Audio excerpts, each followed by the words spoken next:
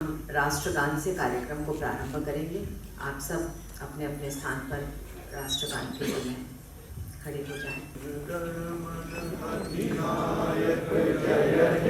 भारत भाग्य विधाता, पंजाब सिंध गुजरात मराठा द्राविड़ उत्कल बंगा, विंध्य हिमाचल यमुना गंगा, उच्चल जलधि तरंगा, तब शुभ नामे जागे, तब शुभ आशीष मांगे, गाहे तब जय गाथा, जन गण मंगलदायक जय हे भारत भाग्य विधाता, जय हे जय हे जय हे जय जय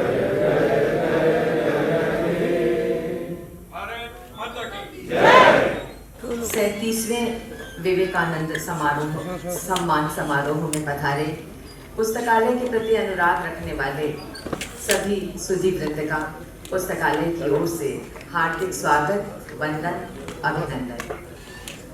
सम्मान समारोह का प्रारंभ उद्बोधन गीत द्वारा करने जा रहे हैं अत्यंत मधुर स्वरों में महानगर के लोकप्रिय गायक श्री ओम प्रकाश मिश्र। ओ वरेण्य सन्यासी योद्धा, ओ युग के पावन आदर्श, तुमसे पूजित हुआ विश्व में अपना प्यारा भारतवर्ष। ओ वरेण्य सन्यासी योद्धा, ओ युग के पावन आदर्श, तुमसे पूजित हुआ विश्व में अपना प्यारा भारतवर्ष। अव्यय धड़कन बने राष्ट्र की, माँ भारती के गौरव श्लोक, युग वंदन स्वीकार करो अब प्रज्ञा के अनुपम आलोक। युग वंदन स्वीकार करो अब प्रज्ञा के अनुपम आलोक। युग वंदन स्वीकार करो अब प्रज्ञा के अनुपम आलोक।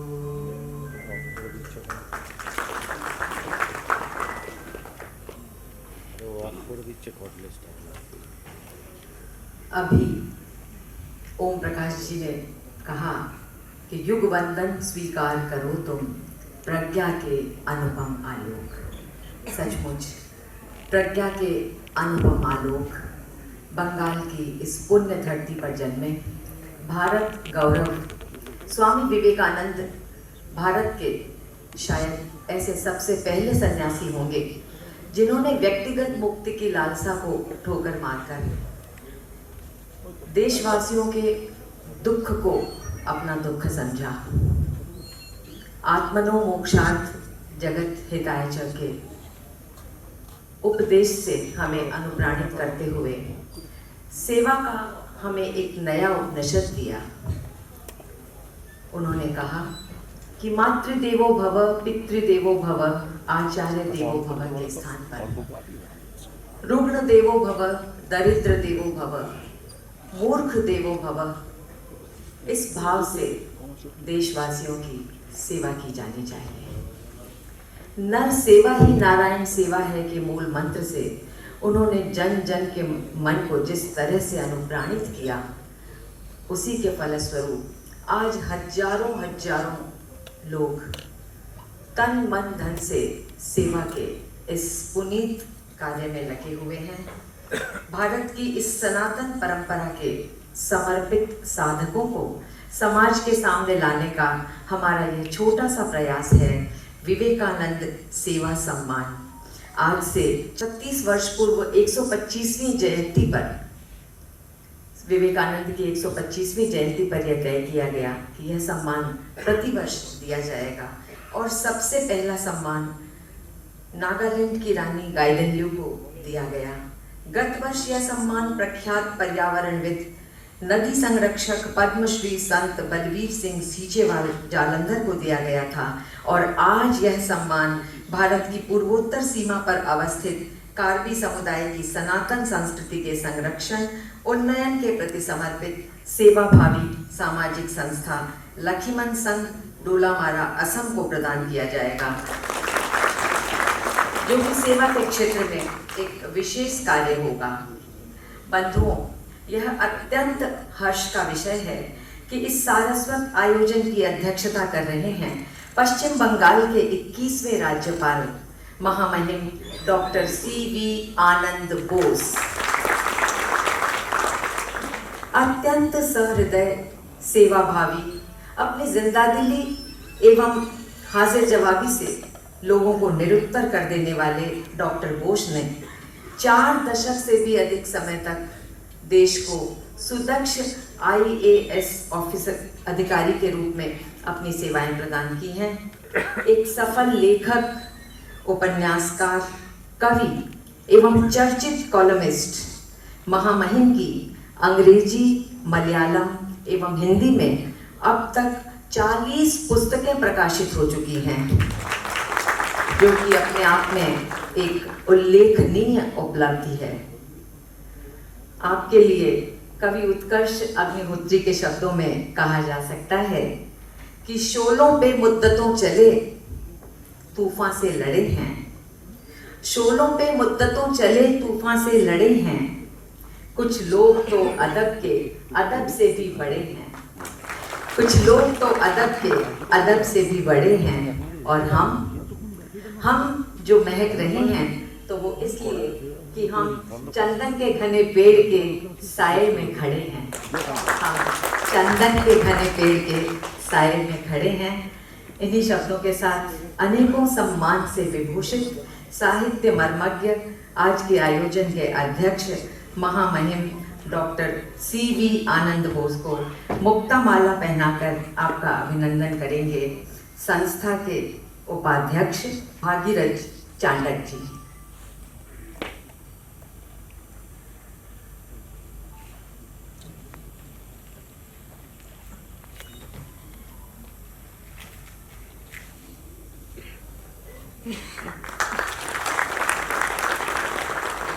चयन समिति के वरिष्ठ सदस्य श्री लक्ष्मी नारायण भाला जी अपनी पुस्तक महामहिम को भेंट करना चाह रहे हैं।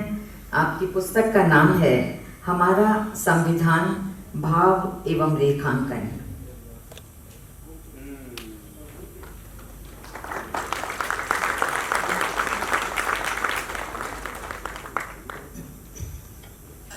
आपकी उपस्थिति ने हमारे उत्साह को पंख लगा दिए हैं।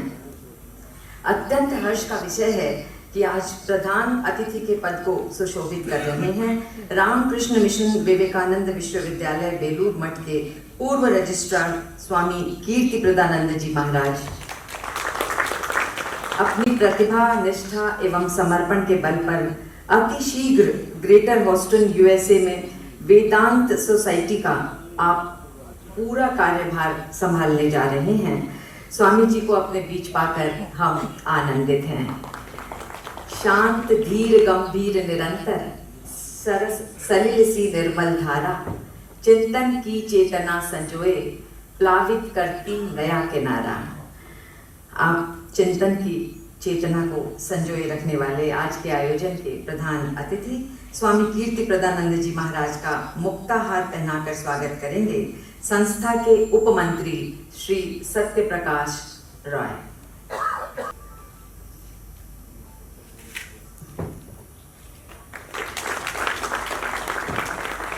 बंधुओं, यह भी एक प्रेरणा का विषय है कि आज के आयोजन के प्रमुख वक्ता महाराष्ट्र में जन्मे श्री अतुल रामचंद्र जोग ने मैकेनिकल इंजीनियर की डिग्री प्राप्त करने पर भी अपने करियर से पहले राष्ट्र सेवा को वरीयता प्रदान की। राष्ट्रीय स्वयंसेवक संघ के आप लोकप्रिय प्रचारक हैं। विभिन्न दायित्वों का बखूबी निर्वहन करते हुए संप्रति अखिल भारतीय वनवासी कल्याण आश्रम के राष्ट्रीय संगठन मंत्री और आज के इस सेवा सम्मान के चयन में महत्वपूर्ण भूमिका निभाने वाले श्री अतुल जी को अपने बीच पाकर हम सचमुच आनंदित हैं। मेरे गुरु डॉक्टर प्रेमशंकर त्रिपाठी की ये पंक्तियां आपको समर्पित हैं। संघर्षों की कठिन डगर पर रहे निरंतर तुम गतिमान, ध्येय निष्ठ सार्थक जीवन में किया राष्ट्र का गौरव गान, सन्निधि विरल विशिष्ट जनों की पाकर सबका स्नेह अशेष, जिनके कर्तृत्वों से निखरा सेवा का अनुपम परिवेश, सेवा का अनुपम परिवेश। इन्हीं शब्दों के साथ संस्था के सक्रिय कार्यकर्ता एडवोकेट श्री अजय चौबे आपको मुक्ताहार पहनाकर आपका अभिनंदन करेंगे।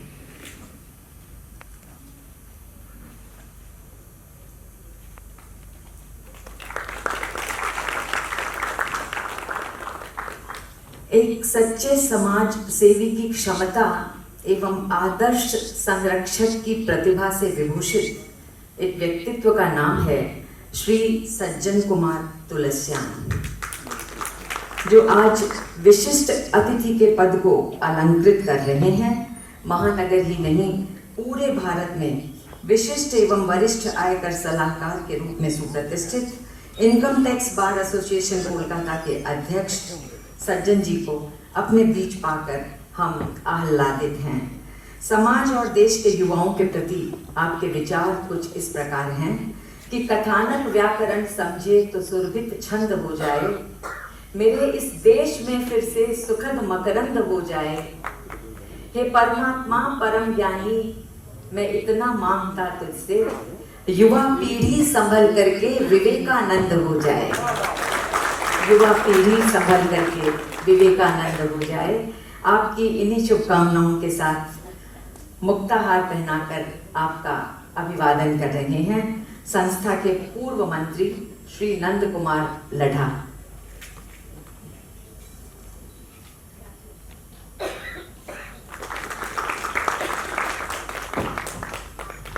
आज के आयोजन के केंद्र बिंदु लखीमन संघ के समर्पित सेवा साधक, असम एवं अरुणाचल प्रदेश की सीमा पर अवस्थित कार्बी समुदाय को अंधविश्वास, व्यसन, गरीबी आदि से मुक्त कर पुनः राष्ट्रीय मुख्य धारा में जोड़ने का अत्यंत प्रेरक एवं सराहनीय कार्य कर रहे लखीमन संघ डोलामारा के वर्तमान गुरु श्री मदन इंगती, श्री बलराम फांगचो एवं उनके सहयोगियों का इन पंक्तियों से पुस्तकालय हार्दिक अभिनंदन करता है कि अर्थक जन्म उसी का जग में, अर्थक जन्म उसी का जग में, जो सेवा पथ को अपनाते, उनकी सच्ची निष्ठा को लख हम श्रद्धा से शीश झुकाते, हम श्रद्धा से शीश झुकाते।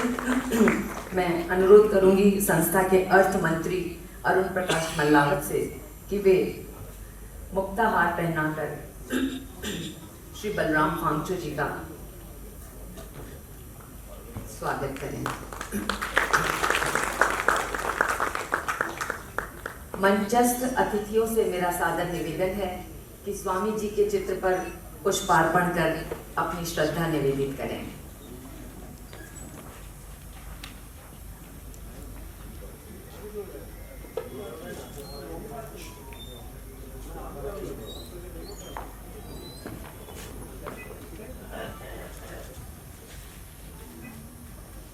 माननीय अटल बिहारी वाजपेयी जी की पंक्तियां हैं।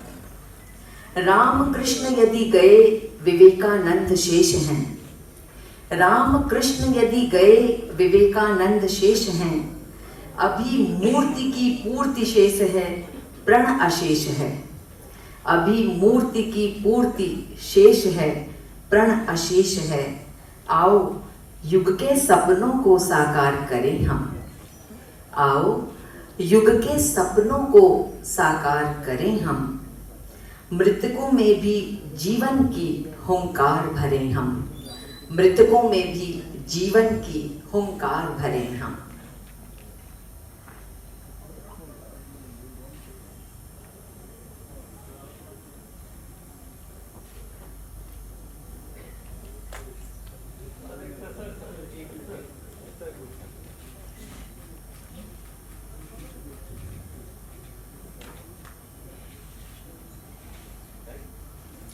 संस्था के कर्मठ अध्यक्ष श्री महावीर बजाज से मेरा निवेदन है कि वे स्वागत भाषण प्रस्तुत करें।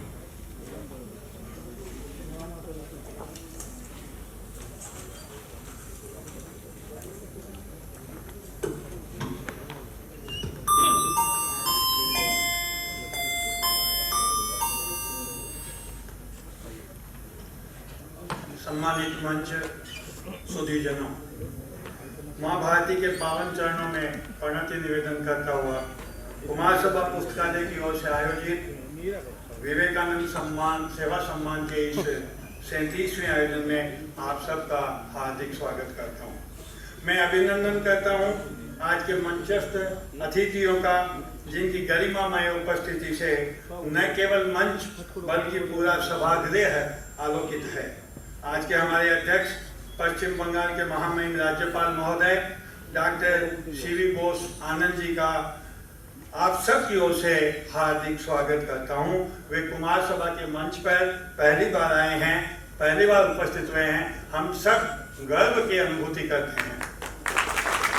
आज के प्रधान अतिथि पूज्य स्वामी कीर्तिप्रदानंद जी महाराज, प्रधान वक्ता श्री अतुल जी जोग तथा विशिष्ट अतिथि हमारे अभिभावक श्री सज्जन कुमार तुलसियान जी का आप सब की ओर से, कुमार सभा पुस्तकालय की ओर से हार्दिक स्वागत करता हूँ। बंधुओं, आदि शंकराचार्य के 1200 वर्ष पहले भगवान बुद्ध हुए और 1200 वर्ष बाद स्वामी विवेकानंद। किंतु ऐसा लगता है कि मानो शंकराचार्य और भगवान बुद्ध ने एक ही शरीर, विवेकानंद का शरीर धारण कर ठाकुर रामकृष्ण परमहंस की वैचारिक गंगा को सारे विश्व में फैलाया हो।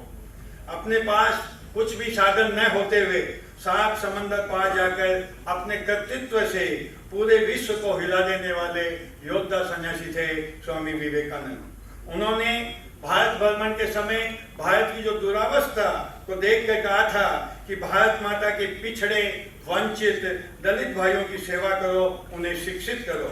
और जैसा ताया जी ने बताया कि उन्होंने नया उपनिषद दिया कि मातृ देवो भव, पितृ देवो भव, आचार्य देवो भव के साथ दरिद्र देवो भव, मूर्ख देवो भव के भाव से उनकी सेवा करो, यही तुम्हारा धर्म है। यानी विवेकानंद जिस धर्म की बात करते थे वह सेवा धर्मी है और उसी सेवा धर्म के माध्यम से अपने भाइयों के बीच कार्य करने वाले उत्तर पूर्व भारत के कार्बी आंग्लों के लक्ष्मण संघ को आज हम सम्मानित करने जा रहे हैं। उनको सम्मानित कर हम स्वयं को सम्मानित महसूस कर रहे हैं। आप सब लोग इतनी बड़ी संख्या में पधारे, आपका तहे दिल से स्वागत करता हूं। अंत में कहता हूं विवेकानंद जी के बारे में कि वेदांत का व्यवहार समझाकर सहजी, वेदांत का व्यवहार समझाकर सहजी हम में जगाई देश सेवा की लगन है। स्वामी विवेकानंद को सत सत नमन है। स्वामी विवेकानंद को सत सत नमन है। बंधुओं, एक बात मैं और आपको बताना चाहता हूँ कि आज हमारे महामहिम को बहुत आवश्यक कार्य के कारण और उनको जल्दी जाना होगा, इसलिए कार्यक्रम में थोड़ा बदल करते हुए हम इस कार्यक्रम के बाद हम लोग और अपने जो लक्ष्मण संघ के जो सक्रिय कार्यकर्ता जो यहाँ पधारे हैं उनका सम्मान करेंगे। उनके बाद में राज्यपाल जी महोदय का आशीर्वाद ग्रहण करेंगे। बाद में वो अपना स्थान यहाँ से त्याग देंगे। कुछ आवश्यक मीटिंग है, बहुत जरूरी मीटिंग है। हम तो उपकार मानता हूँ कुमार सभा के ऊपर कि उन्होंने इस कार्यक्रम को इतनी वरीयता दे करके और आए हैं, पधारे हैं और हम सबको आशीर्वाद देने के लिए पधारे हैं। मैं उनका बहुत बहुत आभार व्यक्त करता हूँ, हार्दिक धन्यवाद करता हूँ। अब हम आज के मुख्य आकर्षण की ओर बढ़ रहे हैं। डोलामारा असम से पधारे लक्ष्मण संघ के पूर्व अध्यक्ष एवं अत्यंत सक्रिय कार्यकर्ता श्री बलराम फांगचो से मेरा निवेदन है कि कृपया मंच के सामने की तरफ आ जाएं। जिसने खुद चलकर औरों को नूतन राह दिखाई, जिसने कोमल कर से मूर्छित मानवता सहलाई, ऐसे समर्पित सेवा साधकों को 37वां विवेकानंद सेवा सम्मान समर्पित कर संस्था स्वयं गौरवान्वित है। सर्वप्रथम श्री योगेश राज उपाध्याय के स्वस्ति वाचन के साथ तिलक लगाकर आपका स्वागत कर रही हैं सर्व श्रीमती शकुंतला बागड़ी एवं सीमा पीछे रस्तोगी। दाঁড়ান না, জুম ইন নেই, জুম নেই। পিছিয়ে, তুমি পিছিয়ে শোনো।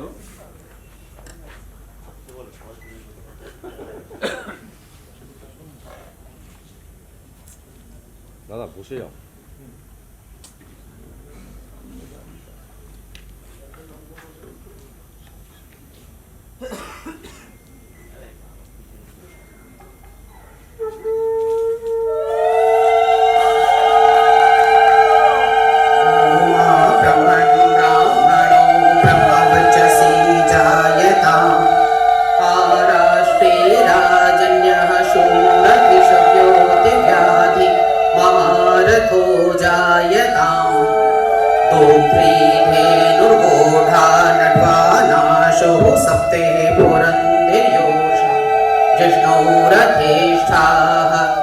सभेयो युवास्य यजमानस्य वीरो जायताम् निकामे निकामे नः पर्जन्यो वर्षतु फलवत्यो न ओषधयः पच्यन्ताम् यो वक्षेमो नः कल्पताम्।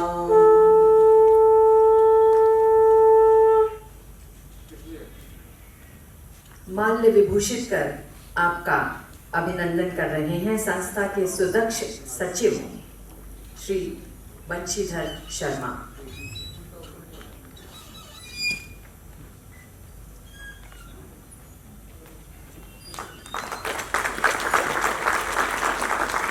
शॉल पहनाकर अपना स्नेह सद्भाव प्रदर्शित कर रहे हैं संस्था के संरक्षक श्री सज्जन कुमार तुलसियान।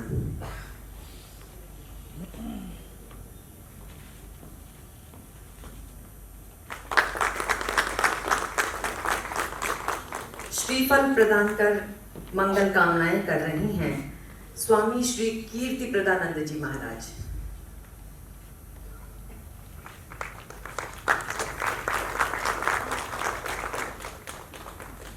मानपत्र एवं चेक प्रदान कर अपना आशीर्वाद और अपने शुभकामनाएं दे रहे हैं महामहिम राज्यपाल पश्चिम बंगाल डॉक्टर CV आनंद बोस।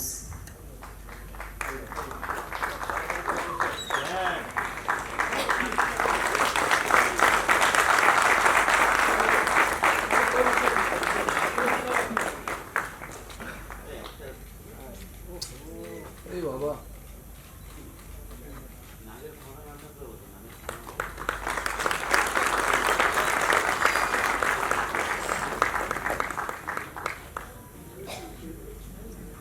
महामहिम से सादर अनुरोध है कि आप अपना आशीर्वाद प्रदान करें।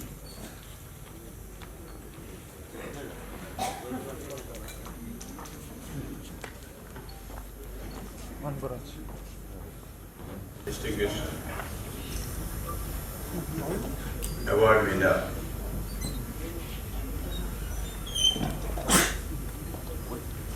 Sri Balram Pangcho, Ovalakkuman San, Pujya Swami Kirtipadanand Ji, Sri Atul Ramchandra Jha, Sri Sajjan Kumar Tulsian, Sri Mahavir Prasad Bajaj, Sri Basithar Sharma, Dr. Prem Shankar Tripathi, Dr. Tara Duga, my very dear brothers and sisters and friends. It gives me great delight to be here on this auspicious occasion when this great award, which is there in the memory of Swami Vivekananda, goes to the right hands, that is the Lokhiman Sangh represented here by Balram Pangcho Ji. Vivekananda, as you know, has been the God-gifted clarion voice of India, the youth icon who single-handedly revealed to the West the great treasure house of knowledge and culture, that is the Indian heritage.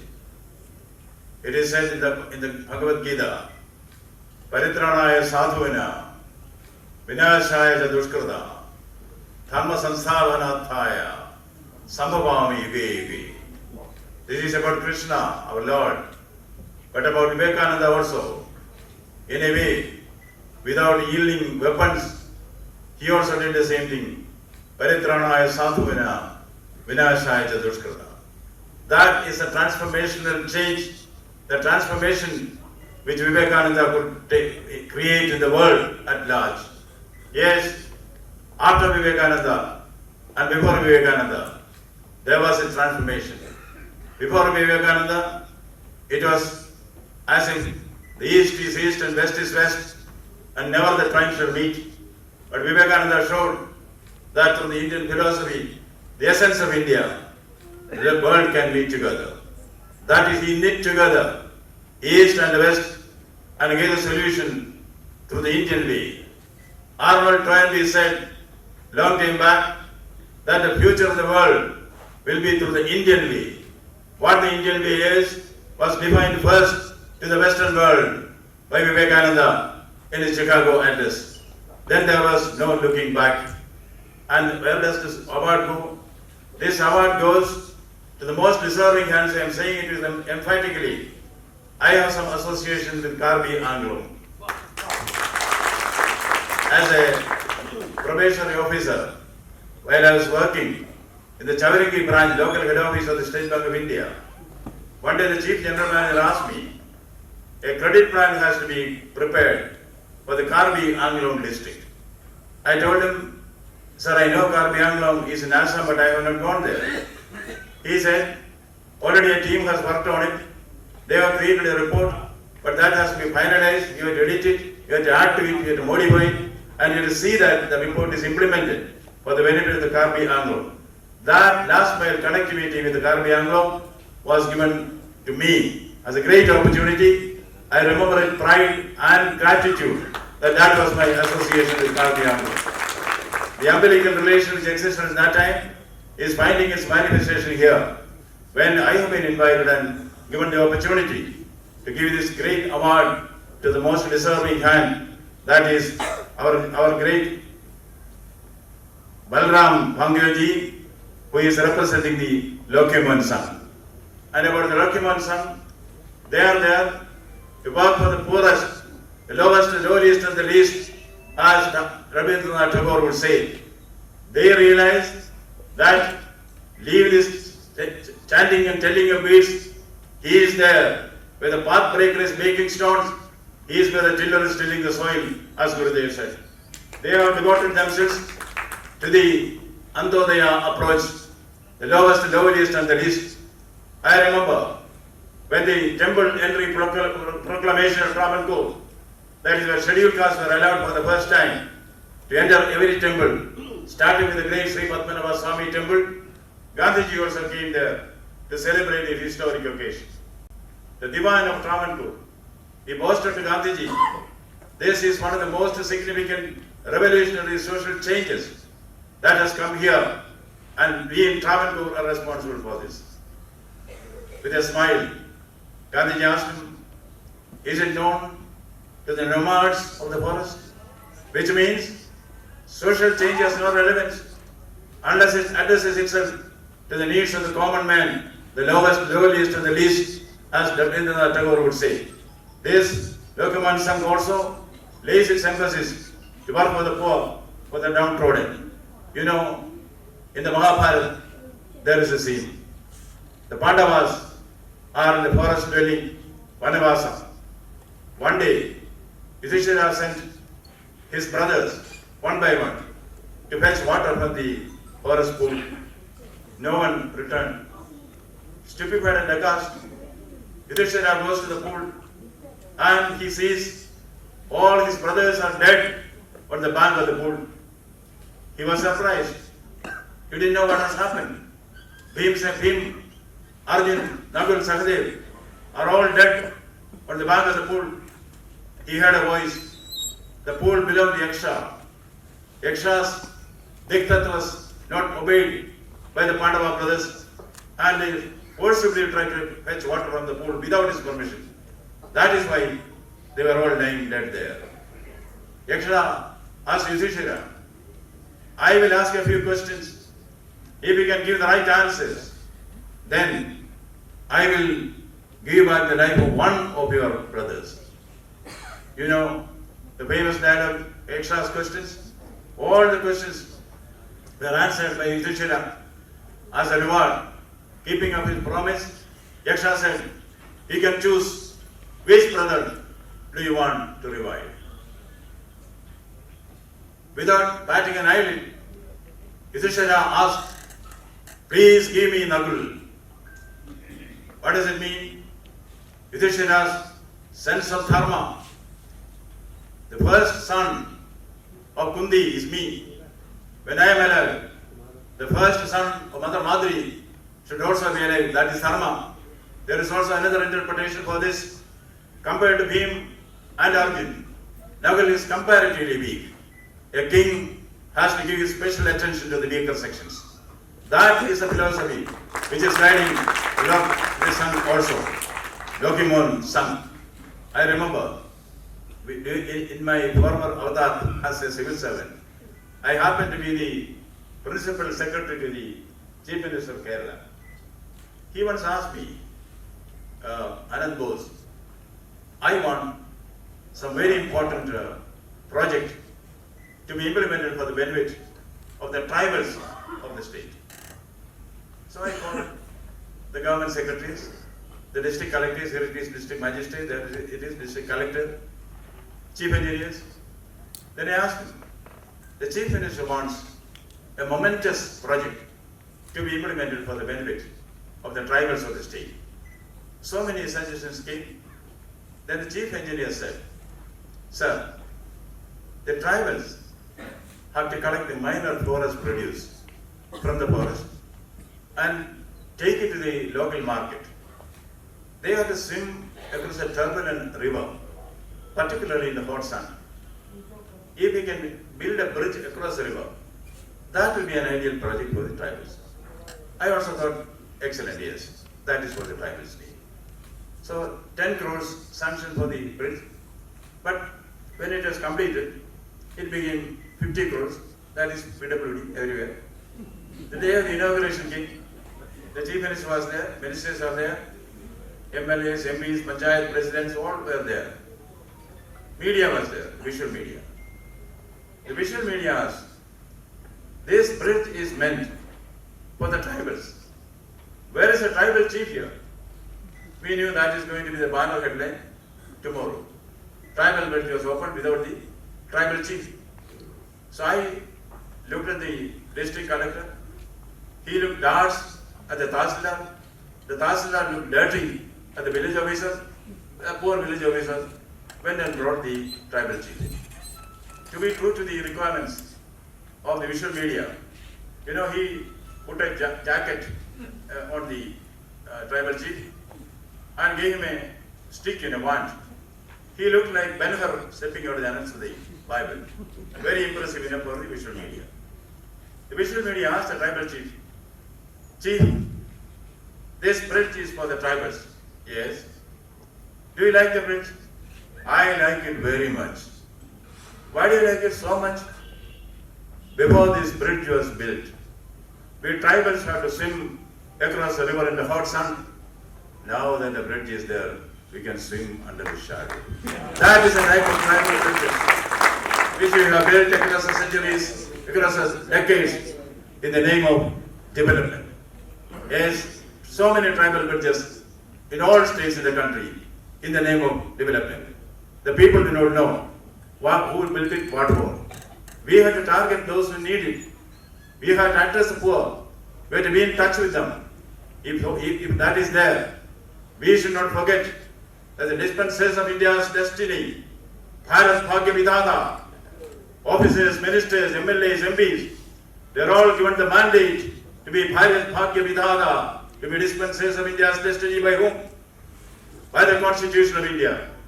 What does the Constitution say? Who created the Constitution? The Constitution, preamble of the Constitution says, we the people of India, give to ourselves this Constitution. There never can be, there never has been, there never will be more assertive and assertion of the people's will than the Constitution of India. In that case, the responsibility of all political leaders, ministers, chief ministers, governors, all of us who claim to be the dispensers of India's destiny, the power has been given to us by the common man. Don't underestimate the power of the common man. Therefore, our first duty should be the common man, second duty should be the common man, third duty should be the common man. Swami Vivekananda taught this to the whole world, and he left when he was young. You know, Vivekananda is on a par with so many greats of the nation. Yes, we have Jesus Christ, who died young, Alexander the Great, who died young, Joan of Arc, Anne Frank, Mozart, Kennedy. Into that list, the young icon, evergreen young icon, Vivekananda, did his work completely and left us such an early age. But he never dies. As it is said, Caesar the dead was mightier than Caesar the alive. I would say, Vivekananda the dead is mightier than Vivekananda the alive. There is no death for great men like him. He lives forever. He is forever. He came from nowhere. He went to nowhere, but he is everywhere. That is the great Vivekananda. I do not want to take more of your time. As I know, I would have been delighted to be here to listen to the speech of Swamiji and others here. But you know, what is happening outside, particularly in the rural areas, is not a happy thing. I had to be there. I was given two options: cancel this program or cut it short. I say I will not cancel this. I have to be there. I cut it waiting. And one more thing I tell you. When Gandhiji was addressing a mass rally in Maharashtra, Tilak, Bal Gangadhar Tilak was also to be there. But Tilak got stranded somewhere. Gandhiji started speaking. After half an hour after Gandhiji started speaking, Tilak came there. Everybody cheered him.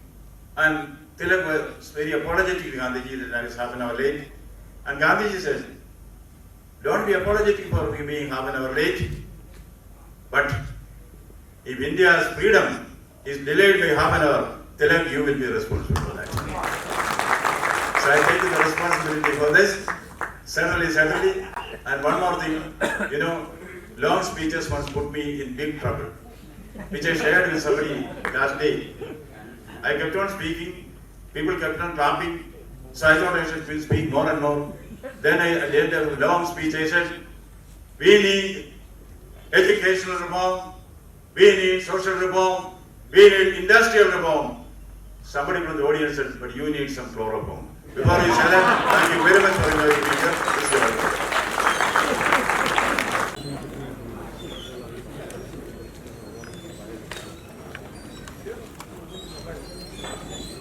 हम सब सुन रहे थे महामहिम को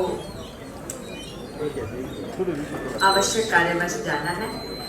आप सब इसी तरह बैठे रहें, कोई व्यवधान नहीं चाहिए। महामहिम को भी अच्छा नहीं लगेगा यदि कार्यक्रम में कोई व्यवधान नहीं।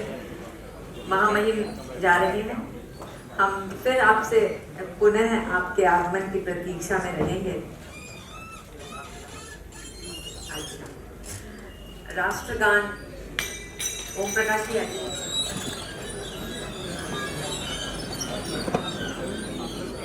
जनगण मन अधिनायक जय हे भारत भाग्य विधाता, पंजाब सिंध गुजरात मराठा द्राविड़ उत्कल बंगा, विंध्य हिमाचल यमुना गंगा उज्जल जलधि तरंगा, तब शुभ नामे जागे, तब शुभ आशीष मांगे, गाए तब जय गाथा।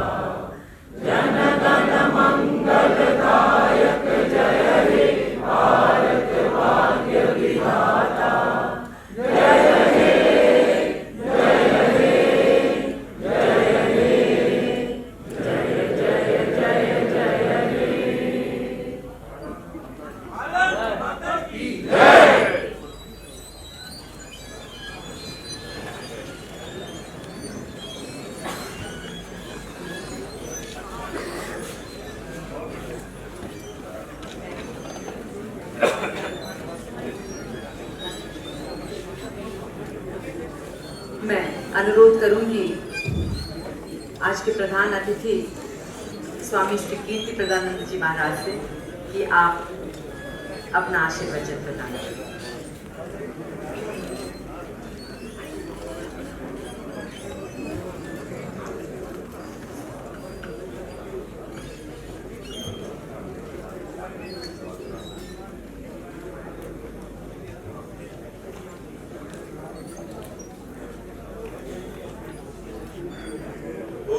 नमः श्रेयतिराजाय विवेकानंद सूरये सच्चित् सुख स्वरूपाय स्वामिने तापहारिणे।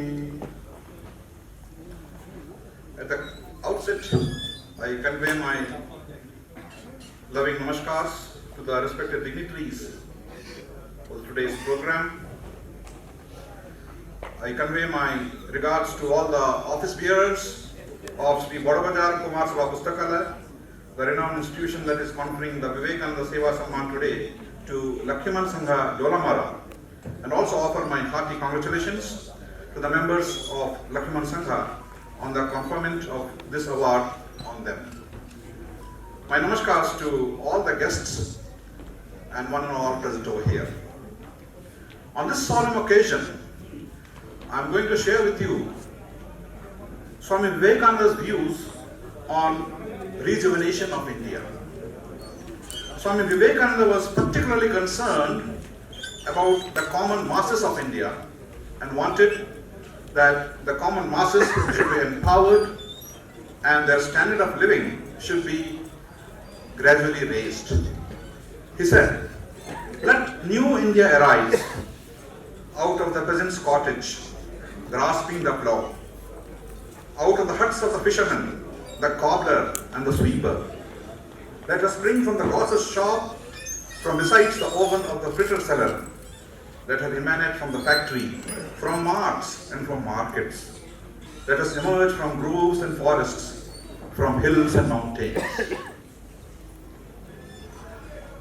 Let us see where we stand after 75 years of our self-governance, Swaraj. On the 15th of August 1947, the first Prime Minister of our nation, Jawaharlal Nehru, unfurled the tricolour for the first time in independent India. Addressing the nation, he said these famous words: "At the stroke of the midnight hour, when the world sleeps, India will awake to life and freedom." Yes, from that day on, India and Indians have in fact awoken to life and freedom. From then on, India has come a long way after gaining political independence. Today, we live in a free and democratic India, enjoying the fundamental human rights guaranteed to us by our Constitution. We are growing from strength to strength in all the aspects of our national life. We are a responsible nuclear power today. We have excelled internationally in sports as well. We have made a name for ourselves in the Committee of Nations. The international community and the entire world today look towards India with dignity and with respect. Today, India marches proudly as the most vibrant republic and the largest democracy of the world, and is emerging as a global superpower. This progress, this development of India as a nation is one side of the story. There is another side of the story as well, which we cannot afford to overlook. In spite of all these encouraging and positive outcomes, we are yet to reach the desired level of development in the real sense of the term. We are yet to ensure that the fruits of our political freedom reach the last man, the bottommost strata of the society. We have to see that there should not be a huge gulf between the rich and the poor, the haves and the have-nots. The common citizens of our dear motherland have been the victims of several scams, malpractices, misgovernance, and various other forms of corruption done by the people in power. From what we see and what we hear in the present times, it may appear that India is slipping into abysmal depths of lawlessness, immorality, and terrorism. It may appear that we are far from the type of India Swami Vivekananda dreamt of. The present day society is like a body full of raw wounds, oozing with pus and blood with hardly any healthy tissue. It is our duty to keep these healthy tissues alive and transform ourselves into centers of active regeneration of values by absorbing unto us the ideas of Swami Vivekananda. One thought may arise in our mind. What can I, alone, as an individual, do to change the destiny of the country?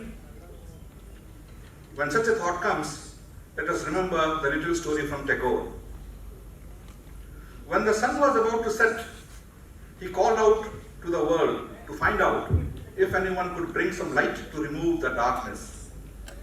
No answer came, but a small firefly shouted back, "I, with my small little light, shall be going round in the darkness, bringing a little bit of light where nothing but darkness exists. Let this small firefly show us the way." So let me share with you a few points which Swami Vivekananda wanted from all of us to work towards the rejuvenation of India. The first and foremost point is, Swamiji wanted in us an immense pride in our culture, in our tradition, and in our ancestors. We must be proud to be an Indian. In fact, if we look at the life of Swami Vivekananda, he had such a love and reverence for India that was phenomenal. After preaching Vedanta in the West for 4 years, from 1893 to 1897, on the eve of his departure back to India, one of Swamiji's Western devotees asked him, "Swami, how do you like your motherland now, after 4 years of experience of the luxurious, glorious, powerful West?" Swami Vivekananda answered, "India I loved before I came away. Now the very dust of India has become holy to me. The very air is now to me holy. It is now the holy land, the place of pilgrimage, the Tirtha." Such was the reverence of Swamiji for India. In the present day, unfortunately, a majority of us,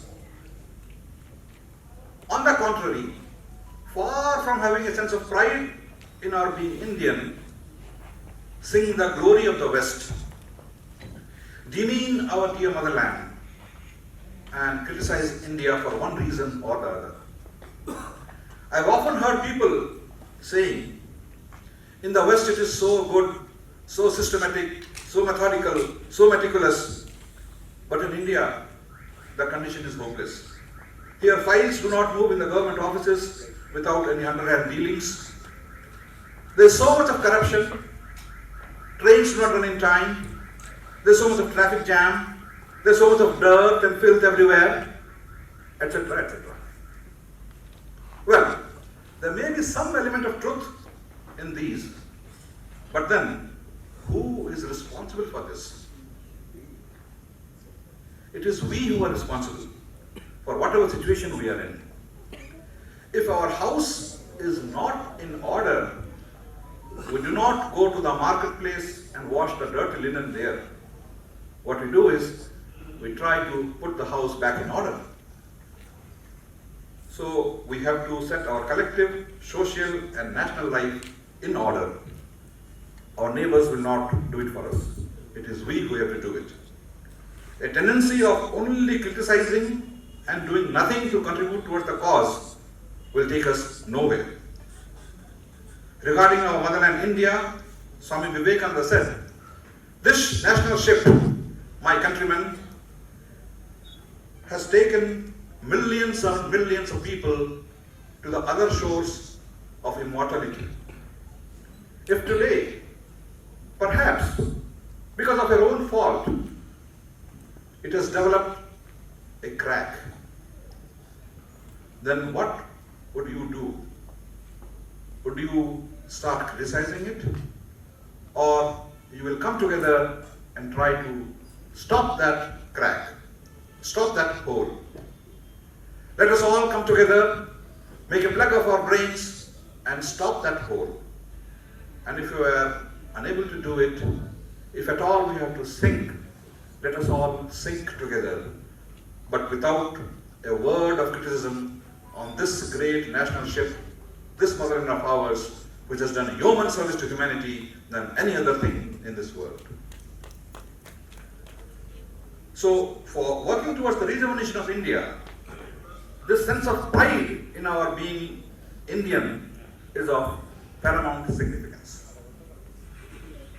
Next, Swamiji wanted us to be unselfish, to have concern for others, and a spirit of self-sacrifice. In his own words, "They alone live who live for others. The rest are more dead than alive. So long as the millions live in hunger and ignorance, I hold every person a traitor who, having been educated at their expense, pays not the least heed to them." So, in order to work for the national rejuvenation, unselfishness, a feeling for others, concern for others, and a spirit of self-sacrifice is important. The third point which Swamiji wanted from all of us in our pursuit to work for national rejuvenation was religious unity and national integration. Ours is a pluralistic country. We have so many religions, so many languages, festivals, food habits, cultures, traditions, but yet as a nation we are one. Religion is the backbone of India. Religious unity and universal acceptance are of paramount importance for our national integration. Religion, which is a subtle force which raises man from the level of brute to the level of divinity, when misunderstood, causes havoc. We have seen it time and time again, how fanaticism have contributed to communal unrest and loss of precious human lives. Swami Vivekananda, at the Chicago Parliament of Religions in 1893, said, "Sectarianism, bigotry, and its horrible descendant fanaticism have long possessed this beautiful earth. They have filled the earth with violence, drenched it often and often with human blood, destroyed civilizations, and sent the whole nations into despair. Had it not been for these horrible demons, human society would have been far more advanced than it is now." These words were spoken by Swamiji in 1893, and look how true they hold today. So the solution is, we must have a proper understanding of what religion exactly is. At the same Chicago Parliament, Swamiji in his inaugural address shared with the Western audience two passages from our scriptures. From the Shiva Mahimna Stotram, he quoted, "Ruchinam Vaichitriya Drijakuti Lena Napathajusham Reenameka Gamyastamasi Poyasamornava Eva." As the different streams, having their sources at different places, yet all mingle their water in the sea, so, O Lord, the different paths which men take, through different tendencies, various though they appear, crooked or straight, all lead to Thee. then from the Bhagavad Gita, he quoted this remarkable shloka. Ye yatha mam prapadyante tans tathaiva bhajamyaham mama vartamanu vartante manushyaha partha sarvashah. The Lord says, whosoever comes to me through whatsoever form, they all reach me. All men are struggling in the paths which in the end lead to me. In his final address, Swamiji said these remarkable words, which gives a beautiful insight into religious unity. He said, the seed is put in the ground, and the air, water, and earth are placed around it. Does the seed become the air, the water, or the earth? No, it grows into a plant. Similar is the case with religion. A Hindu is not to become a Muslim or a Christian. Neither a Christian is to become a Hindu or a Muslim. But each must assimilate the spirit of others and yet preserve their own individuality and grow according to their own law of growth. Holiness, purity, and charity are not the exclusive possessions of any religion in the world, and every religion has produced men and women of the most exalted character. In the face of this evidence, if anybody dreams of the exclusive survival of his own religion and the destruction of others, I pity him from the bottom of my heart and point out to him that very soon upon the banner of every religion will be written, in spite of resistance, help and not fight, assimilation and not destruction, harmony and peace and not dissension. So in order to have a strong, vibrant and united India, understanding of religion in the proper perspective is very much essential. And finally, Swami Vivekananda wanted all of us to have a high character. In his own words, money does not pay, nor name. Fame does not pay, nor learning. It is love that pays. It is character that cleaves its way through adamantine walls of difficulties. He wanted all of us to have a lofty character and be integrated personalities with harmonious development of heart, head, and hand. A heart to feel, head to think, and hand to work. And above all, of high character. I am reminded of a beautiful Hindi poem which says, निर्माणों के पावन युग में हम चरित्र निर्माण न भूलें, स्वार्थ साधना की आंधी में वसुधा का कल्याण न भूलें, माना अगम अगाध सिंधु है, संघर्षों का पार नहीं, किंतु डूबना मझधारों में साहस को स्वीकार नहीं, जटिल समस्या सुलझाने में नूतन अनुसंधान न भूलें, निर्माणों के पावन युग में हम चरित्र निर्माण न भूलें. Our own people in India have enough intelligence, enough talent, and enough resources to make our motherland great in every respect. It needs only an intangible something to trigger and ignite all these into the pure flame of nationwide human development. That triggering intangible something which will effect this miracle is the character energy of our citizens, which need to find expression in the form of an awareness of enlightened citizenship. Enlightened citizenship means a change in attitude from being right conscious to duty conscious. So may Swami Vivekananda guide us and inspire us in playing our part in the rejuvenation of India is the prayer with which I conclude my talk.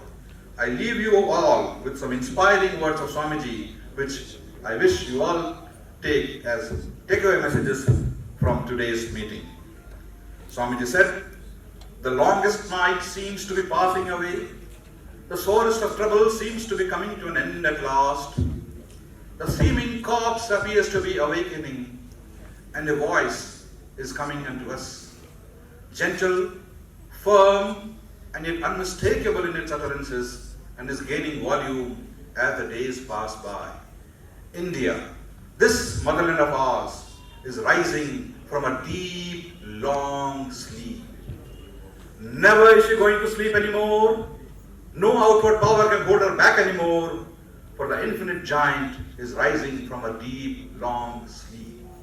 Let us all work hard, my brethren, and see her seated on her eternal throne, rejuvenated, more glorious than she ever was, this motherland of ours. Men, these are wanted, and everything else will be ready. But strong, vigorous, believing young man, sincere to the backbone are wanted. 100 such, and the world becomes revolutionized. Be bold, be strong, take the entire responsibilities on your own shoulders, and know that you are the creator of your own destiny. Arise, awake, wake up yourselves, and awaken others to achieve the consummation of human life before you all pass on. Uttishtata, Jagrata, Prapyavaran, Nibodhata. Arise, awake, and stop not till the goal is reached. Thank you all.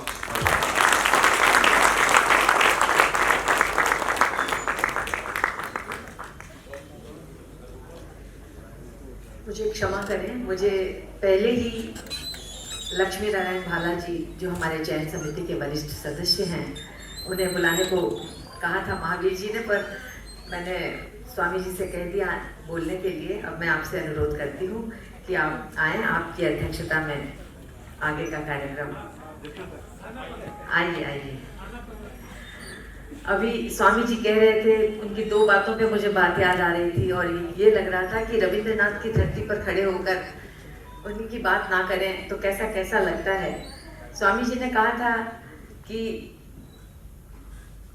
सूर्य पूछ रहा है कि कौन लेगा भार। श्रद्धेय गुरुवर शास्त्री जी का हिंदी अनुवाद है रविंद्रनाथ की कविता का कि शांत रवि बोला कि लेगा भार अब यह कौन। सुन निरुत्तर छवि लिखित सा रह गया जग मौन।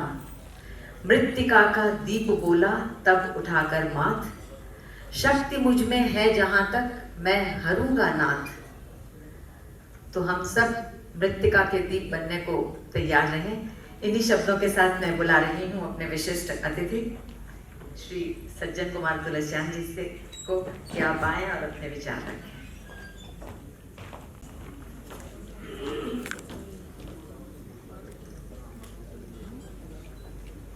आदरणीय भाला जी, हमारे अभी के सभा के अध्यक्ष, प्रधान अतिथि पूज्य स्वामी कीर्ति परमानंद जी महाराज, प्रधान वक्ता श्री अतुल रामचंद्र जोग और मंच सभा में उपस्थित विशिष्ट समाज के सेवकगण और भाई और बहन, आपने आज बहुत ही सुंदर वक्तव्य हमारे महामहिम राज्यपाल साहब से सुना। अभी अभी महाराज जी ने हमें विवेकानंद की वाणी से पूरी तरह से परिचित कराया। हमें आज इस गरिमामयी उपस्थिति में ये सम्मान एक बहुत ही ऐसे समाज को और उनके प्रवर्तक को प्रदान करने का मौका मिला जो हमारे गिरे हुए बढ़े हुए समाज को फिर से खड़ा कर उत्थित करने की चेष्टा कर रहे हैं। स्वामी जी ने हमें बताया कि हमारे स्वामी विवेकानंद के क्या विचार थे, इसलिए वो जिए, क्यों उनकी इस धरती के प्रति इतना लगाव था, क्यों उनका इस धर्म के प्रति इतना लगाव था।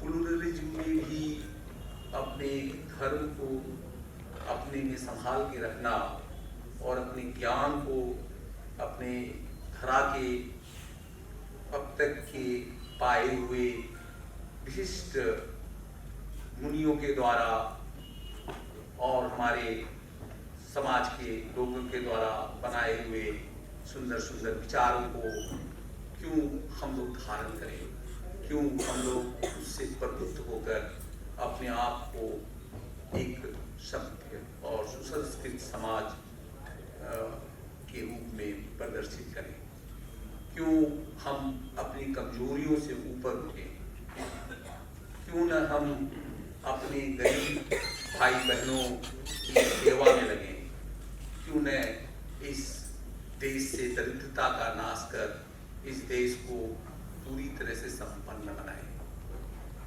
बिना संपन्नता के दरिद्रता नष्ट नहीं हो सकती। संकीर्ण विचार भी दरिद्रता के कारण ही पैदा होते हैं।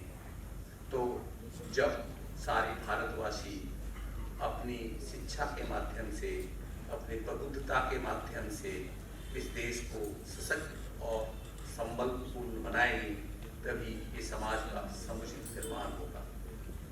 स्वामी जी ने कहा कि हम लोग अभी भी बहुत सी कमजोरियों से ग्रस्त हैं। उस कमजोरियों को एड्रेस करने का अथक प्रयास जो हमें करना चाहिए, हम नहीं कर रहे हैं। हम देखते हैं कि रामकृष्ण मिशन जो स्वामी जी के द्वारा स्थापित की गई थी, उसमें बहुत ही प्रबुद्ध, पढ़े लिखे, समझदार, देश के प्रति समर्पित, वेदांत के ज्ञान से प्रभावित लोग बहुत ही डेडिकेशन के साथ इस राष्ट्र को अपनी पूरी शक्ति प्रदान कर रहे हैं। उसके बावजूद ये जो शिक्षा है, ये जो विचार है, ये जन जन तक क्यों नहीं पहुंच रहे? क्यों नहीं इसके लिए हर लेवल पे चेष्टा होती है कि ये विचार जन जन तक पहुंचेगा? ये हमारे नेशन की प्रायोरिटी क्यों नहीं है?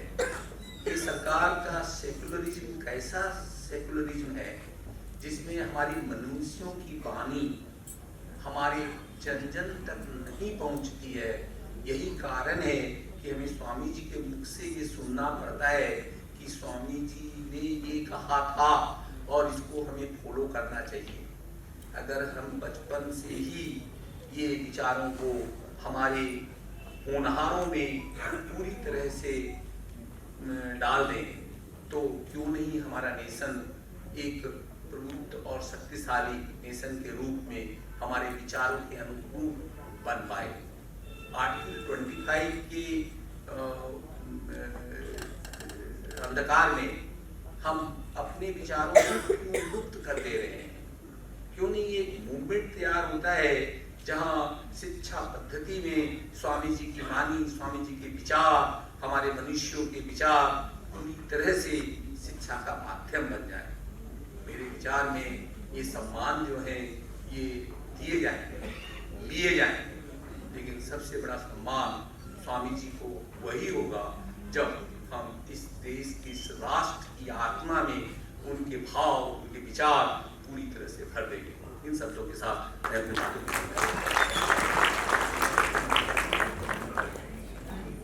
प्रतिवर्ष दिया जाने वाला यह सम्मान हमसे कुछ कहता है, उठो, जागो। इससे पहले कि तुम्हारा शरीर, तुम्हारा जीवन समाप्त हो जाए, तुम भी अपने आप को इस किसी काम में लगाओ। तो हम भी इससे प्रेरणा लें। मैं सादर अनुरोध कर रही हूँ आज के प्रमुख वक्ता श्री अतुल रामचंद्र जोग जी से कि आप अपने विचार अभिव्यक्त करें। आज के इस विवेकानंद सेवा सम्मान के पुरस्कार वितरण कार्यक्रम में अध्यक्षता कर रहे हमारे सबके प्रिय लखीदा, आज के प्रमुख अतिथि स्वामी इक्तिपदानंद महाराज, आज के विशिष्ट अतिथि श्रीमान सज्जन जी तुलसियान, बड़ा बाजार कुमार सभा के अध्यक्ष महावीर प्रसाद बजाज जी, और जिनको पुरस्कार मिला है ऐसे लक्ष्मण संघ के एक गुरु है वैसे देखा जाए तो, बलराम फांगचू जी, और उपस्थित सभी मान्यवरगण मंचासीन और उपस्थित सज्जन गुरुजन, माता भगिनी, सभी को नमस्कार।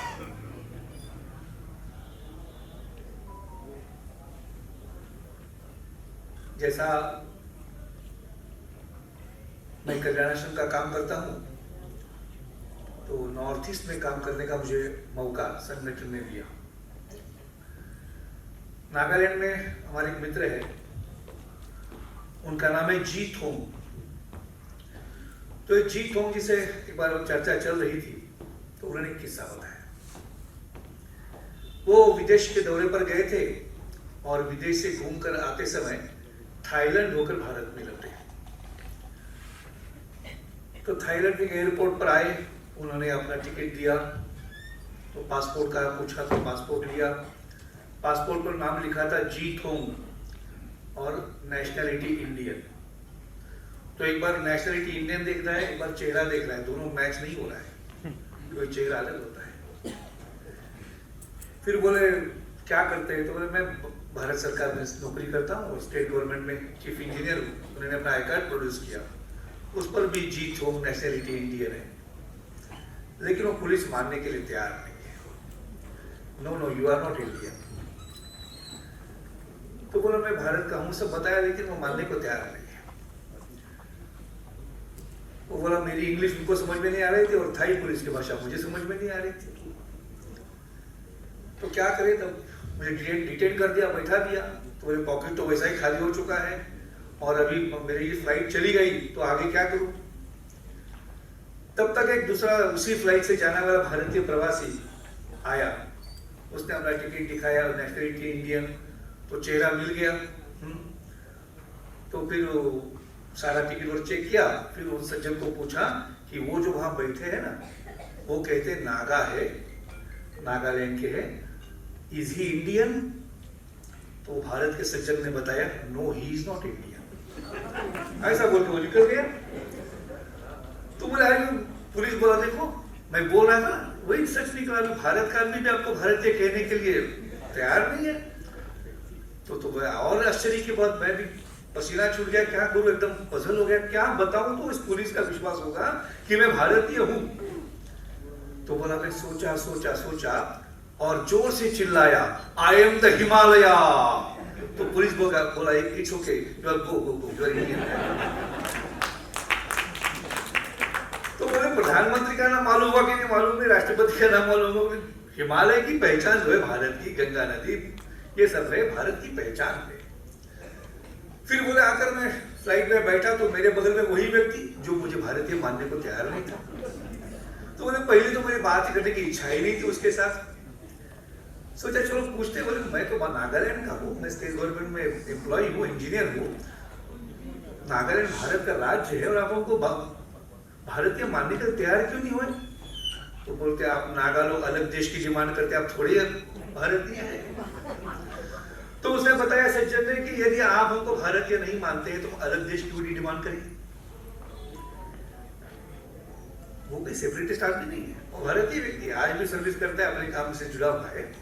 ये डिस्कनेक्टेड जनजाति समाज जो वनवासी कहे, जनजाति कहे, शेड्यूल ट्राइब कहे, इनको हम शहर के लोग एक अलग नजर से देखते हैं कि वो कुछ अजूबा लोग हैं।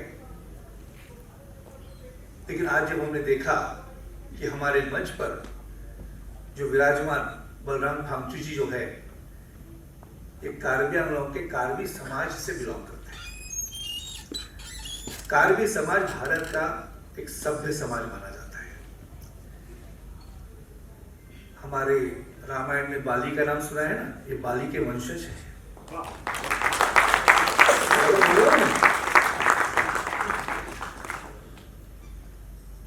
तो बाली के वंशज है और इनके बारे में जानकारी आपके पत्र में आया होगा। इनके समाज ने धर्मांतरण का खतरा ध्यान में रखकर आज से लगभग 70 वर्ष पूर्व उन्होंने अपने समाज को जोड़ कर रखने के लिए अपना परंपरा, धर्म, संस्कृति, इतिहास, भाषा, कुल मिलाकर आइडेंटिटी, इसका प्रिजर्वेशन और प्रोटेक्शन के लिए इनके गुरुदेव ने अपना एक पंथ शुरू किया। जब क्रिश्चियनिटी का पूरी हवा चल रही थी, सबको धर्मांतरण करना है, नॉर्थ ईस्ट देश से अलग करना है, तो पहले धर्म बनाओ। इस प्रकार का जो माहौल चल रहा था, उसी समाज में वहां पर यह आंदोलन शुरू हो गया। और आज इतने वर्ष से लगातार काम करते करते उन्होंने अपने कार्मी समाज को बचाने का बहुत बड़ा काम इस लक्ष्मण संघ ने किया। लगभग 120 गांवों में उनके मंदिर हैं, और मंदिर में जिस श्रद्धा से लोग जाते देखेंगे तो हमको सीखना पड़ेगा। इनके जब धर्म सभाएं होती है तो 60-70 हजार लोग आते हैं, कोई अव्यवस्था नहीं, सारे सुचारू ढंग से होते हैं।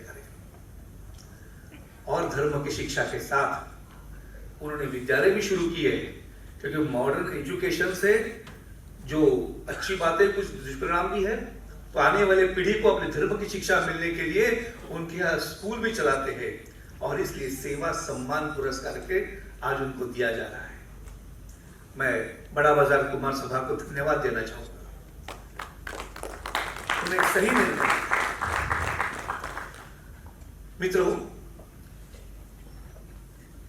कल्याण आश्रम का काम जब नॉर्थ ईस्ट में आरंभ हुआ, तब हमारे संस्थापक अध्यक्ष बाला साहब देशपांडे जी, ये 1980-81 के आसपास आसाम गए थे, फिर मेघालय, नागालैंड, अरुणाचल प्रदेश।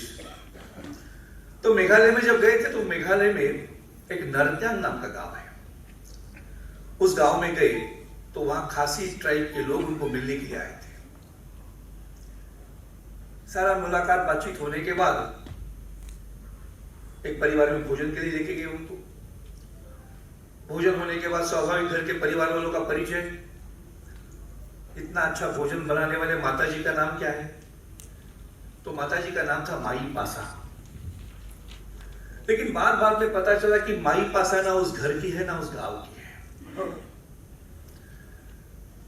तो उन्होंने पूछा ऐसा क्यों?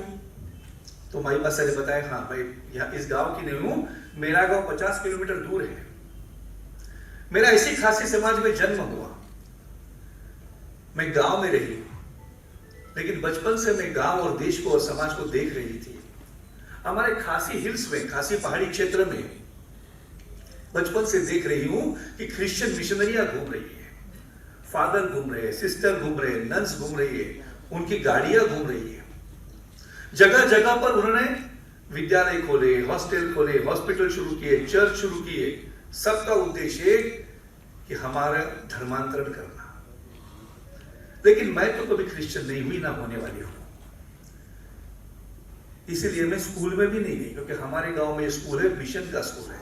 मैं तो मेरा हिंदू धर्म को जानती हूं, मानती हूं, इसलिए मैं तो क्रिश्चियन नहीं होना चाहती। उनकी भाषा में हिंदू धर्म को कहते हैं न्यामत्रयी। मैं तो न्यामत्रयी मानने वाली हूं। और ऐसा करते करते अभी मैं बुजुर्ग हो गई हूं, और क्रिश्चियन मिशनरी लगभग 100-150 वर्ष से ये काम कर रहे हैं यहां पर। लेकिन बचपन से जब जब मैं क्रिश्चियन मिशनरियों को देखती थी, तब तब मेरा मन कहता था कि एक ना एक दिन हिंदू का मिशनरी भी आएगा।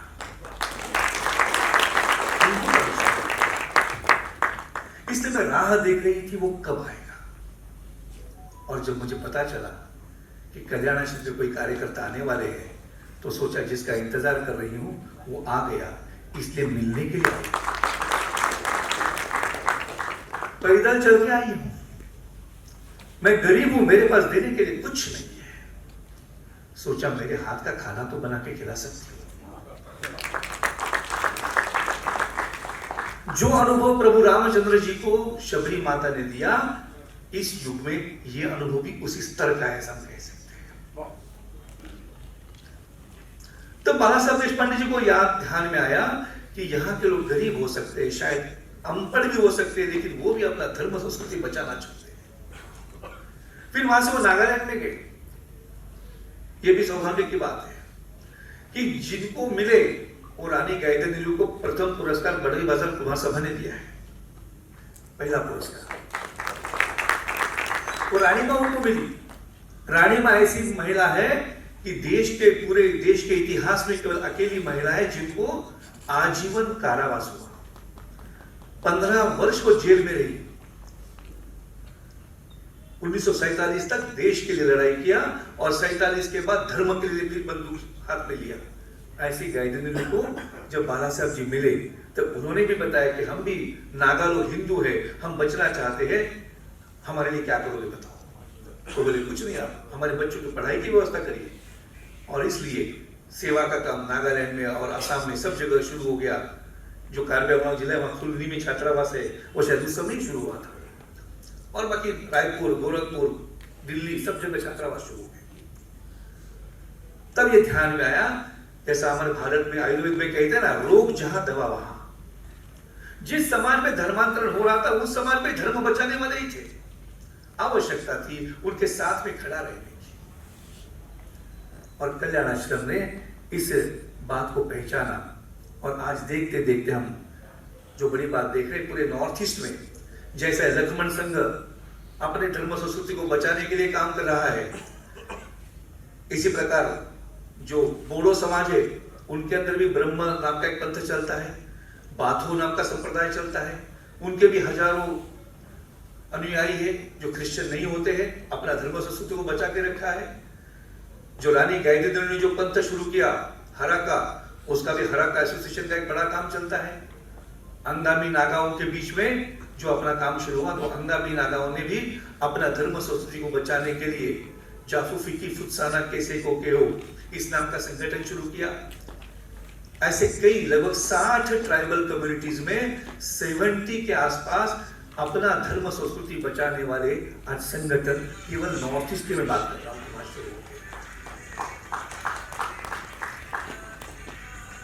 और इन्होंने ध्यान में आया कि हमको बचना है तो हमको संगठित होना पड़ेगा, संगठित होना है तो हमको भगवान की पूजा करनी पड़ेगी। ये सब लोग प्रायः निराकार की पूजा करते थे, इसलिए मूर्ति पूजा नहीं थी, मंदिर परंपरा इनके अंदर कम थी। तो अपने प्रयासों के कारण और उनके इनिशिएटिव के कारण ये काम उन्होंने समाज नहीं किया है, संगठन नहीं कर सकता, ये ताकत नहीं है। आज लगभग 2000 मंदिर केवल नॉर्थ ईस्ट में बने हैं जो आपका धर्म संस्कृति बचाने के लिए। और इसलिए लगभग 1.5 महीना पहले बलराम भक्तू जी के नेतृत्व में ही आसाम में एक बड़ा आंदोलन हुआ कि धर्मांतरण बंद होना चाहिए आसाम में और धर्मांतरित लोगों को आरक्षण नहीं मिलना चाहिए। इस रैली में 60,000 लोग गुवाहाटी में एकत्रित आए थे। कहने का मतलब ये सब करने वाली जनजाति समाज ही है। इसलिए जनजाति समाज जो है वो गरीब हो सकता है लेकिन आत्मनिर्भर है, समझ लीजिए। वो हमसे कुछ नहीं चाहता है। सेवा करने के लिए जाते हैं हम लोग। छत्तीसगढ़ में हमारे निर्माण नाम का प्रकल्प चलता है। ये निर्माण प्रकल्प में कॉलेज के स्टूडेंट्स और कॉम्पिटिटिव एग्जाम्स देने वाले बच्चों को हम फ्री कोचिंग की व्यवस्था करते हैं। तो जब 2013 में हमारी पहली batch Chhattisgarh public service commission की परीक्षा के लिए बैठी थी तो 55 बच्चों को नौकरियां मिल गई। उसमें 4 छात्र ऐसे थे जो विभिन्न परीक्षा में टॉपर हुए थे और उनको चीफ मिनिस्टर अवार्ड 10-10 हजार रुपए का मिला था। मेरा पूरा विश्वास है जिंदगी में पहली बार इतनी बड़ी राशि एक साथ बच्चों ने हाथ में देखी होगी, क्योंकि गांव के लड़के गरीब परिवार के इतनी बड़ी राशि कहां से देखी। लेकिन जब बाद में मैंने पूछा कि इस राशि का उन्होंने क्या उपयोग किया, तो जब मैंने पूछा तो कार्यकर्ता ने बताया कि वो सारी राशि हाथ में लेकर बच्चे चले गए मार्केट में, आज कोई अच्छा खरीदी करेंगे, परचेसिंग करेंगे, पहली बार इतनी बड़ी राशि हाथ में आई है। और वो चारों बच्चों ने जाकर मार्केट में चले गए और इस संस्था के लिए कंप्यूटर खरीदी करके दिया।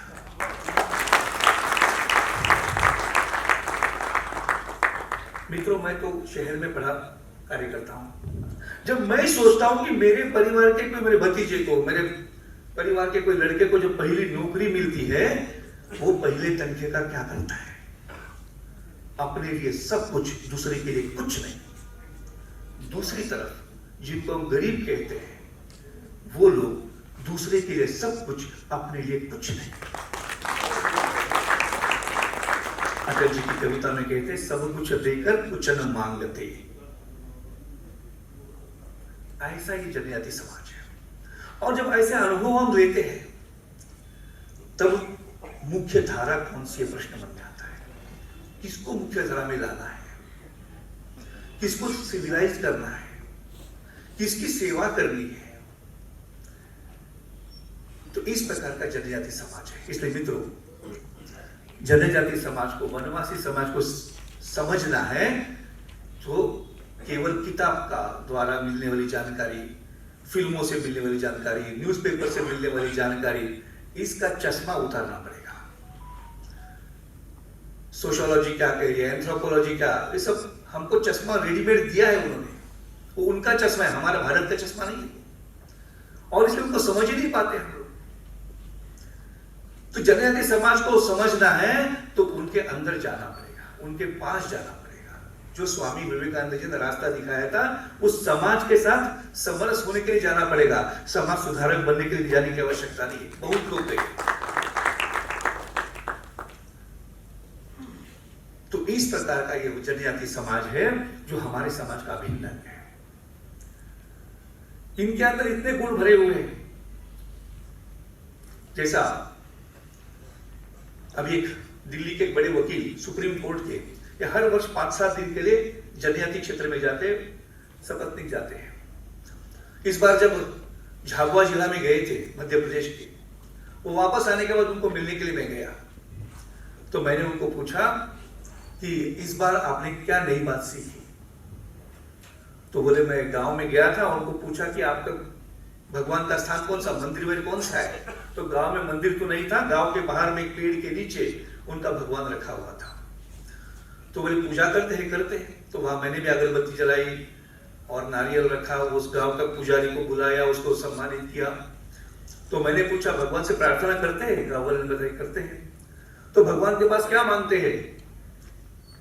तो लोग बोले भगवान के पास तो कुछ नहीं मांगते। तो प्रार्थना क्या करते हैं। हम प्रार्थना यही करते हैं समय पर बारिश हो जाए, हवा शांति से बहे और पेड़ और वृक्ष शांति से रहे, यही हमारी प्रार्थना है। तो आप अपने लिए कुछ नहीं मांगते, अपने लिए कुछ नहीं मांगते। तो बोले हमको आश्चर्य लगा, हम शहर के लोग भगवान के पास एग्रीमेंट लेके जाते हैं, ये देगा तो ये देंगे, ये करेगा तो वो देंगे, और ये लोग तो देखो। इसलिए भगवान रामचंद्र जी को शबरी मिली तो वो भी जानते थे सामने वाला बैठा भगवान है, इसको जो मांगे मिल सकता है। कुछ मांगा क्या, कुछ नहीं मांगा। तो निरपेक्ष भाव से भगवान की सेवा करना, प्रार्थना करना, ये हमको सीखना पड़ेगा। इसलिए सेवा जो है वो सिखाने के लिए नहीं, सीखने के लिए। और इस भाव से जब हम जाएंगे तब सही में सेवा का आनंद हम ले सकते हैं। अन्यथा हम अपेक्षा लेके जाएंगे, उनकी व्यसन दूर करना है, व्यसन मुक्ति के लिए जाएंगे, वो नहीं छोड़ेगा तो क्या करने वाला है, आपको निराशा आएगी और कुछ नहीं होने वाला है। लेकिन उसको समझने के लिए जाएंगे, उसको जानने के लिए जाएंगे, उसको अप्रिशिएट करने के लिए जाएंगे, तब ये हो सकता है। इसलिए स्वामी जी कहते थे शिक्षा किसको कहते हैं। तो शिक्षा उसको कहते हैं कि जिससे चरित्र का निर्माण हो, मन की शक्ति बढ़े, बुद्धि का विकास हो और मनुष्य अपने पैरों पर खड़ा हो सके, वो शिक्षा है। लक्ष्मण संघ का जो दोलामारा का स्कूल है ना, वो शिक्षा दे रहा है। केवल एकेडमिक एजुकेशन या सेवा माने रोटी कपड़ा और मकान, इतना देना है सेवा नहीं है। रोटी कपड़ा और मकान ये हो गए हार्डवेयर, लेकिन सॉफ्टवेयर भी चाहिए ना।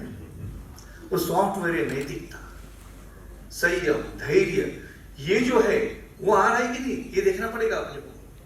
और इसलिए चरित्र निर्माण ये शिक्षा से हो रहा है कि देखना पड़ेगा, जिसकी बात स्वामी जी ने की हमारे। और ये केवल स्कूल का काम नहीं है, परिवार का काम भी है, हर इंस्टीट्यूशन का काम है, मंदिर का काम भी है। तो जहां भी हमारे बच्चे जाते हैं, हम खुद भी जाते हैं, तो वहां इस प्रकार की बातें होती है कि नहीं होती है। क्या केवल नौकरी कहाँ करोगे, पढ़ाई कितनी की होगी, पैकेज कितने का होगा, डेस्टिनेशन कहाँ है आपका, इससे हार्डवेयर तो बनेगा, सॉफ्टवेयर कच्चा रहेगा। और इसलिए ये सेवा करनी है तो ये दोनों तरफ से हमको ये ध्यान देना पड़ेगा। और इस प्रकार की जब सेवा हम करते हैं तब उस सेवा का आनंद आता है और फिर ऐसी सेवा करने वाले लोग भी खड़े हो जाते हैं धीरे धीरे करके। और हम देखते हैं कि आज देश भर में अनेक क्षेत्रों में हम देखते हैं कि जनजाति समाज के लिए काम करने वाले जनजाति कार्यकर्ता हजारों की संख्या में खड़े हैं। देश भर में सभी जगह देखेंगे कहां से खड़े हुए, कोई छात्रावास में पढ़ाई किया और कोई विद्यालय में पढ़ाई किया। इस प्रकार वो खड़े होते, क्यों? उनको लगता है काम मेरा है, मुझे भी करना चाहिए। इस प्रकार का जो भाव मन में आता है तो सेवा लेने वाला सेवा देने वाला बनता है। तो इस प्रकार का एक अप्रोच सेवा का ये भी होता है। तो इस प्रकार के अप्रोच से कल्याण आश्रम ये समाज में सेवा करता है। मित्रों, आप यहां बैठे हुए सब प्रबुद्ध गण हैं कलकत्ता के, आप सबका जीवन ये सफल जीवन है। आप हर क्षेत्र में एक ऊंचाई तक पहुंचे हुए लोग हैं। परिवार में भी सेटलमेंट हो चुकी है, बच्चे भी बड़े हो गए होंगे, उनको भी नौकरी लग गई होगी। लेकिन भारत में केवल सफलता पर्याप्त नहीं है, तो सफल जीवन सार्थक भी होना चाहिए। और सार्थकता में मैंने मेरे परिवार के लिए क्या किया इसकी गिनती नहीं होती है, मैंने दूसरों के लिए क्या किया इसकी गिनती होती है। और इसलिए ऐसे सामाजिक संस्था जो भी भारत में काम करती है, वो आध्यात्मिक क्षेत्र में हो, सेवा के क्षेत्र में हो, धार्मिक क्षेत्र में हो, कोई भी स्वरूप में हो, हमारा परिवार का वहां पर जाना होता है कि नहीं? हम अपना जीवन सार्थक बनाने के लिए आपको आमंत्रित करते हैं सारी संस्थाएं। तो जब जाएंगे तो सफलता तभी पूरी होगी जब सार्थकता उसके साथ रहेगी। और जिसकी बात स्वामी जी ने और जो स्वामी विवेकानंद जी ने किया था, जिसका उल्लेख स्वामी जी ने हमारे किया था कि who live for others की जो बात उन्होंने किया था, तो वो बात तब होती है जब जीवन सार्थकता की ओर बढ़ता है। इसलिए इस मंच से मैं सभी को अनुरोध करूंगा कि अपना सफल जीवन सार्थक बनाए। पुनः एक बार बड़ा बाजार कुमार साहब को धन्यवाद देते हुए मेरी वाणी को विराम देता हूं। आकाश की आराधना के चक्करों में मत पड़ो, संग्राम यह घनघोर है, कुछ मैं लड़ूं कुछ तुम लड़ो। तो हम सबको अपने अपने स्तर पर तैयार रहना है। व्यक्ति व्यक्ति के मन में सेवा का, प्यार का दिया जलाने की अभी प्रेरणा से सजा हुआ आज का यह कार्यक्रम हम सब के मन को आलोकित करे, प्रोत्साहित करे। और हम भी अतुल जी ने जैसा बताया कि हम स्वयं जाकर अनुभव करें। मैं इन्हीं भावनाओं के साथ संस्था के पूर्व अध्यक्ष डॉक्टर प्रेमशंकर त्रिपाठी अनुरोध कर रही हूँ कि आप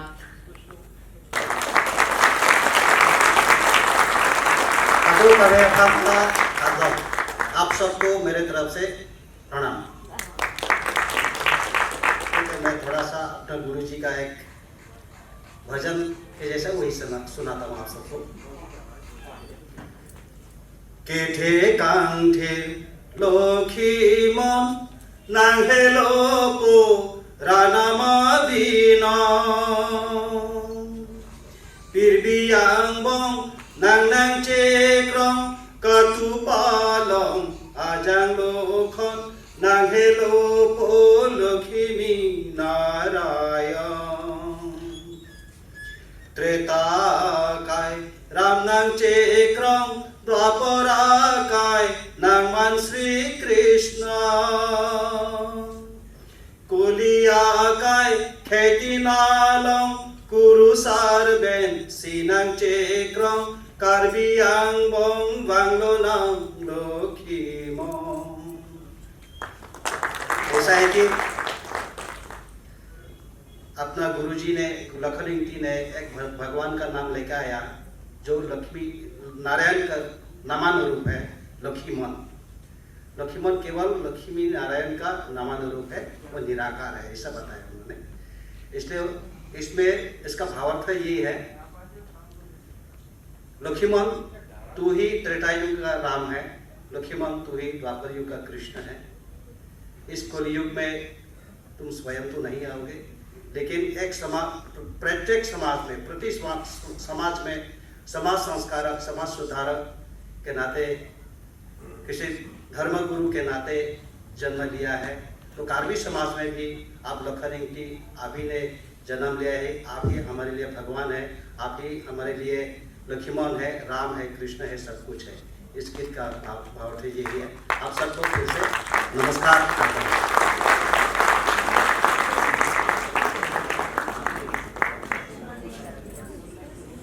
कम शब्दों में बड़ी बात हमारे आज के सम्मानित अतिथि ने संस्था की ओर से कही। बंगला में यहाँ कहावत है, कथा कम काज बेसी। ये बोलते नहीं है, काम करते हैं। कुमार सभा पुस्तकालय के 37वें आयोजन में हम सब कृतकृत्य हुए। सबसे पहले महामहिम की उपस्थिति से लगातार 3 राज्यपाल कुमार सभा के मंच पर आ रहे हैं, ये आप सबने अनुभव किया होगा। ये कुमार सभा की लंबी दीर्घ साधना का प्रताप है। इस बात से हम गदगद हैं। महामहिम तो अभी प्रस्थान कर चुके हैं, लेकिन कुमार सभा पुस्तकालय की ओर से उनके प्रति औपचारिक धन्यवाद।